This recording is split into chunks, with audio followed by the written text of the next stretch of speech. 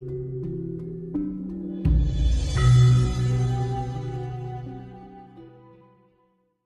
agar bisa menselaraskan diri dengan sukmo sejati kita, agar kita menjadi roh yang suci. Gampangannya, roh itu kan perwakilan dari 4 unsur alam itu. Nah, roh suci ini menjadi manunggal antara rasa sejati itu dan karsa yang suci. Makanya karsa suci kan perwakilan di sini roh kudus, ya kan Mas? Iya. Roh suci, makanya itu. Makanya kan ini harus saling melengkapi. Makanya kan untuk mencapai roh suci ini agar bisa manunggal sewarna dengan diarani sukmo sejati yang singgah di dalam rasa sejati itu sendiri. Nah, kita perlu keweningan, ya kan Mas? Kalau kita sudah wening, kita akan menemukan rasa sejati. Nah, akhirnya menjadi rasa yang suci, apa karsa yang suci atau roh kudus kimau Mas. Nah, itu saneponya seperti itu. Makanya kan kurangi perilaku yang tidak baik. Karena apa? Ya tadi kembali angka 9 itu sapa nandur bakal ngunduh apa sing ditandur. Abang lah ngunduhe abang apa yang ditanam hijau yang dituai ya hijau ya. Itu memang hukum imbal baliknya sangat kuat sekali. Makanya perlu kehati-hatian mula diarani eling lan waspada. Gitu kan.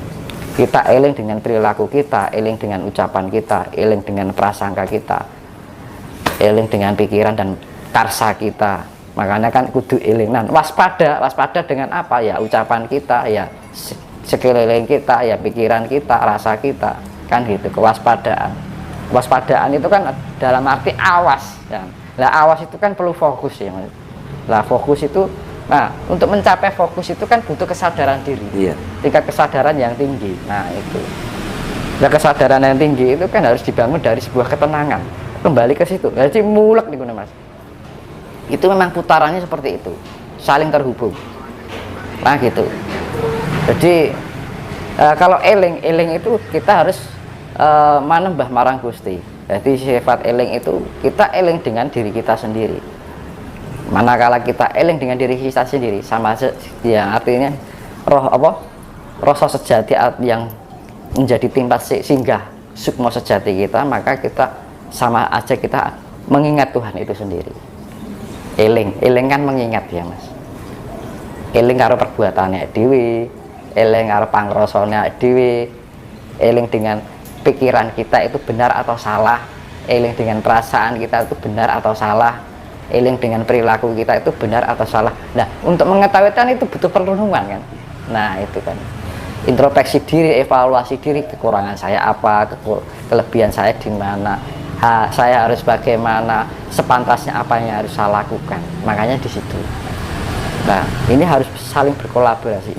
Ini sebagai emang nggak mudah ya. Tapi segala hal yang sulit itu jika dibiasakan akan menjadi ringan atau mudah kan gitu kan. Makanya perlu dibiasakan. Nah, makanya kurangi untuk perilaku.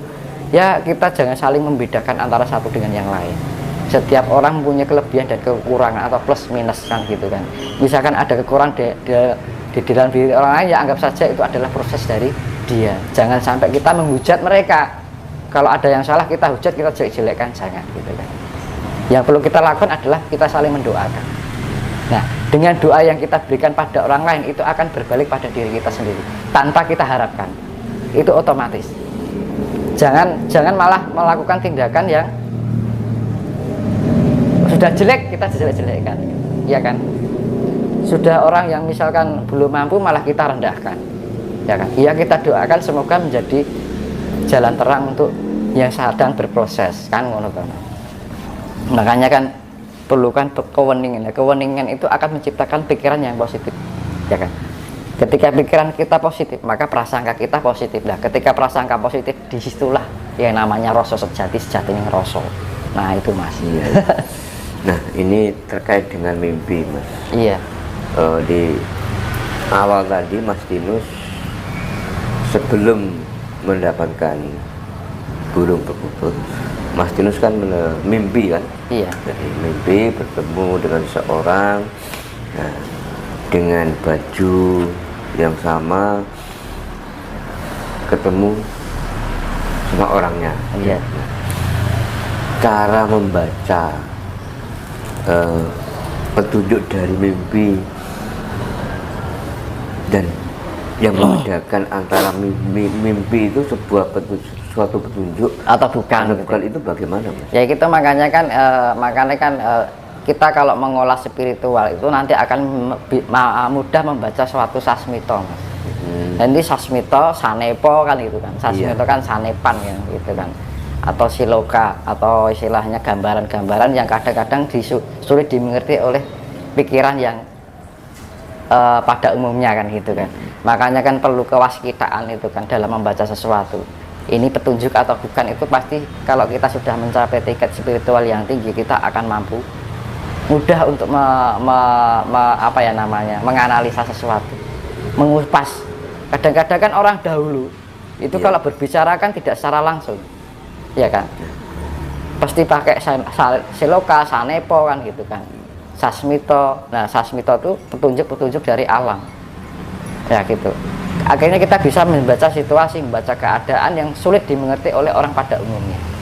Itu akan otomatis kalau kita sudah belajar spiritual itu akan mudah untuk memahami sesuatu yang sulit dimengerti oleh orang pada umumnya. Itu otomatis, Mas. Dan itu nggak bisa, karena itu pergerakan spiritual untuk mencapai ini tuh nggak bisa direkayasa, harus dengan laku,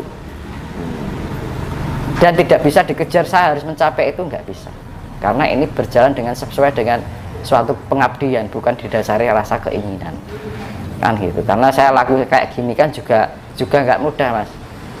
Saya harus pergi ke gunung sendiri malam-malam, ke hutan, ya kan, harus bertemu itu, harus bertemu ini, di tempat angker pun sekalian kan gitu kan. Perjalanan saya juga panjang karena saya menjalani ini sudah 30 tahun dari sejak umur 9 tahun. Nah itu mencapai hal itu tuh nggak mudah, dan itu kan aku nggak pernah memperhitungkan itu berapa lama hasilnya kayak apa, saya nggak pernah. Tapi tiba-tiba ada itu aja gitu, berarti kan suatu keanugerahan tanpa harus aku meminta gitu kan. Jadi sifatnya yang namanya berspiritualitas itu jangan berharap kemampuan ini, kemampuan itu kok bisa jangan kita pikirkan, kita jalani aja, karena itu suatu pertanggungjawaban atas yang dibangun atas kesadaran diri kita sendiri gitu. Rasa rumongso akhirnya jadi kroso kan gitu kan. Oh rasanya kok yang ini kok ternyata. Karena apa? Setelah kita menjalani spiritualitas, kita menjalani laku, pertama kan rasa rumongso, akhirnya kroso. Oh rasanya seperti ini. Nah kerasa itu karena menikmati hasilnya. Oh ternyata seperti ini, karena kita sudah menemukan jawabannya kan gitu. Oh tanpa kita kadang-kadang aku juga bingung, ada peningkatan level itu kadang aku sadari, ternyata setelah itu aku sadari, loh kok aku tiba-tiba bisa begini, padahal aku nggak minta gitu kan. Oh aku bisa mempunyai kemampuan ini, padahal aku nggak minta. Itu berjalan secara otomatis, Mas. Nanti alam akan menuntun dengan sendirinya, akan berikan kelebihan yang nggak kita minta, nggak kita sadari sebelumnya. Itu pasti. Contohnya gini, saya ini kan di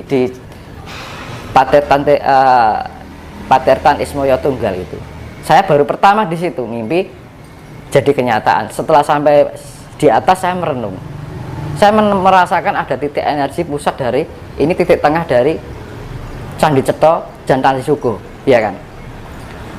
Itu hanya pakai getaran energi loh. Jadi saya nggak pernah, baru pertama ke situ dan menemukan titik energi, bahwa aku merasakan bahwa ini titik energi tengah-tengah antara Candi Ceto dan Candi Sugo. Nah setelah besoknya saya cek di Google Map, ternyata itu membentuk membentuk garis segitiga dengan jarak yang sama. Nah, anehnya di situ. Terus ada lagi bahwa di Patertan Ismoyo Tunggal itu saya merasakan di situ tuh ada pertemuan, bahwa di situ adalah pertemuan manusia purba yang jenis Meganthropus Paleojavanicus yang pertama. Jadi yang laki-laki itu tetengernya atau diberikan tanda ada di Candi Ceto, ya kan. Terus yang jenis wanita diberi tanda di yang namanya di Candi Sugo. Ketika yang laki dan perempuan dari Candi Ceto, yang perempuan dari Candi Sugo, dia melakukan perjalanan, akhirnya menemukan titik pertemuan yang bentuk segitiga, Mas. Nah, di situ ada titik pertemuan antara manusia pertama, manusia purba yang pertama antara laki dan perempuan, titik temunya di situ. Dan di situ akhirnya membentuk suatu peradaban pertama, Mas. Dialani singgasana pertama manusia yang menciptakan bersatunya antara jenis laki-laki dan perempuan di zaman era manusia pertama, yaitu Meganthropus paleojavanicus, ya kan? Karena saya sebelumnya juga baru pertama di situ sudah merasakan di situ kok ada telapak kaki Meganthropus paleojavanicus. Setelah ditelusuri di sana memang ada, Mas. Dan orang sana itu menyebutnya tapak bima. Tapak bima. Iya, tapak bima karena ukurannya besar. Ternyata setelah saya sudah mendeteksi sebelumnya, oh ternyata orang kampung bilangnya tapak bima. Dan saya melihatnya itu adalah tapak dari namanya Meganthropus paleojavanicus yang pertama hidup di bumi ini. Karena paleojavanicus itu terbentuk dari pecahan lahar yang terkontaminasi dengan suhu. Makanya lahar itu manifestasinya dalam bentuk siwa, suhu itu adalah sati, ya kan? Ya, akhirnya terciptalah dari berjuta-juta tahun, akhirnya terbentuk manusia, gumpalan kan pertama. Akhirnya terproses berjuta-juta tahun, akhirnya terkontaminasi dengan oksigen antara lahar, tanah, air, tertimpa hujan, tercampur dengan namanya kayak apa, timbunan dari hewan-hewan, akhirnya terbentuklah manusia. Ya, di situ antara Candi Cetro, Candi Sukuh itu kalau ditelusuri ke atas puncak itu membentuk palungan seperti jalur lahar, Mas.